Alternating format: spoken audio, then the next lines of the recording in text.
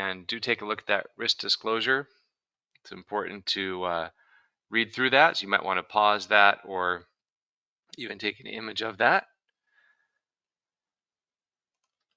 So here's the Dragonfly. It's an option spread, has 6 legs to it, and it's a variation on an iron condor. So we're going to sell this spread and try to collect net premium, and you would do this when you might suspect that markets are trending in a non-directional manner. And it's a proprietary strategy we developed years ago, and we built some software to handle it. In fact, I've never seen any other brokerage interface or platform handle these 6-legged spreads. So it's a proprietary variation on the iron condor strategy. And here is what it looks like. So we're looking at the E-mini S&P 500 stock market index, and we'll walk you through this graph. It looks a little bit busy and complicated, but it really isn't when you break it down. So you sell 4 of these 56.75 calls, and then you buy 3 further out of the money calls, and then 1 closer to the money call, and then you have that same structure on the puts, selling 4 puts, buying 3 further out of the money, and then buying 1 closer to the money. The net result is you collect premium on all the puts here and all the calls. You'll notice too that the long put here and the long call here, you own those, you bought those, and they are, in this case, 50 points closer to the money on the puts and the calls. And what that does is it changes the dynamic of this trade quite a bit. It sometimes allows you to cover the trade and get out earlier. It might mature earlier than an iron condor. It might even be more robust in that it doesn't take as much pressure if the market's moving against you. And the proprietary algorithm will actually build out these strikes and choose them for us, so it's not always the same ratio of, well, it is the same ratio, the 4-3-1, but it's not always the same distance between the strikes. So the idea here is to collect net premium. So these are non-directional, and I mentioned that you're collecting premium and you look for theta decay to work its magic, and then the idea is to buy back that spread for less than what you received for it. So this is what it might look like when you place the trade, and then the market sort of moves around, gets a little bit choppy, moves a little bit closer to the low end here of the boundary of your trade, but still do nothing. The algo says do nothing. And then right here you get the signal to cover that trade and move on, and that's what that means here on the ThetaTrader risk thermal indicator. So that's how that works. And let me jump over and switch screens real quickly here.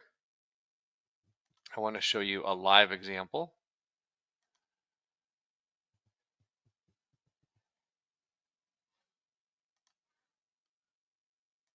Just takes a moment to switch.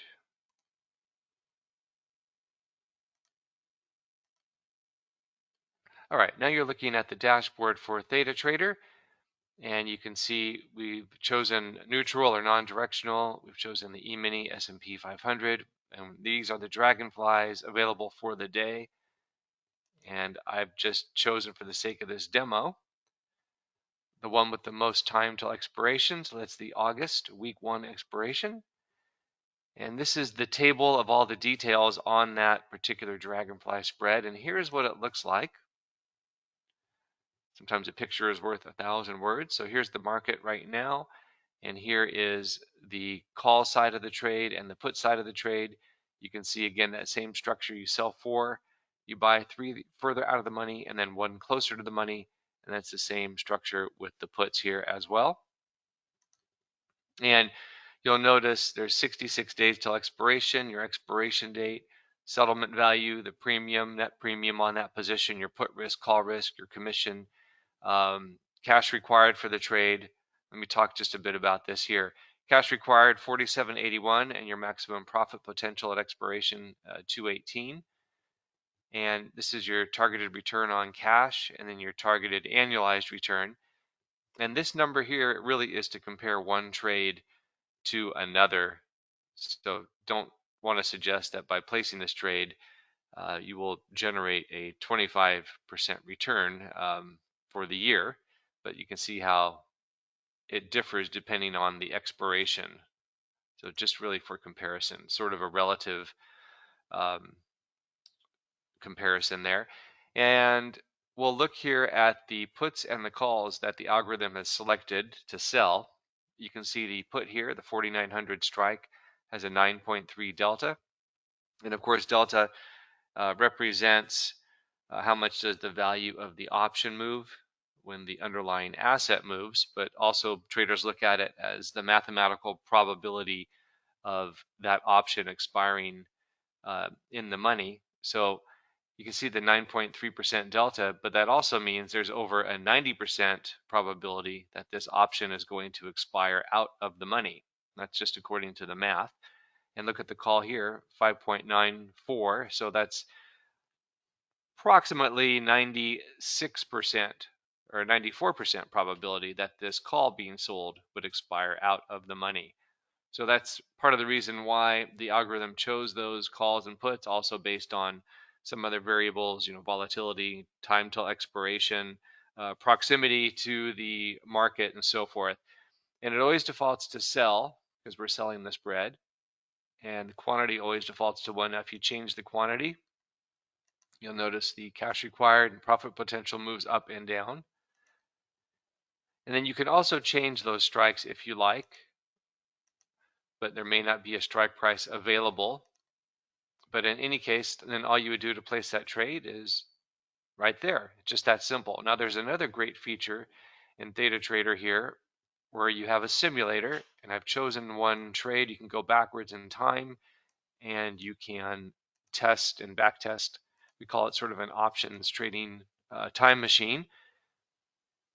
So here is a May end of month expiration Dragonfly from April 3rd of 2024. We can use these buttons to go back and forth in time.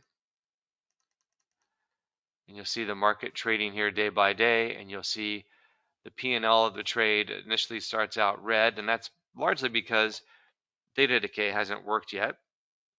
And there's transaction cost at the beginning as well. But you can see the S&P dropping a bit, moving up quite a bit.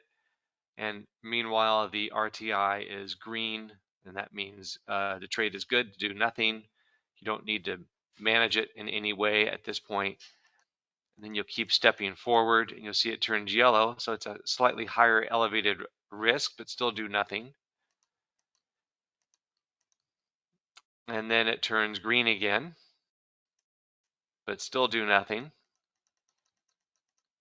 And then it turns blue, and blue is your profit-taking signal. So this can be automated as well. And that means you don't have to babysit and screen watch your account. ThetaTrader monitors your positions, and you can automate the profit-taking signal as well as the risk-taking signal if the trade were going the wrong way, and it would say there's too much risk, you've taken enough of a loss, and then get out. So that's how that works. And you can see the summary of the trade at the very top here. And you can also go straight to the end to see how things played out, but really it wouldn't matter because you're already out, and you can go back and then start over and just do it in one click instead of just going step by step. All right, so that is a demonstration of the Dragonfly option spread. And if you'd like to know more about it, you're free to sign up for a demo. I'll use the feel free to use the link in the description below, and you can reach out anytime to us. We'll leave our contact info in that description as well. All right, have a good day. Bye-bye.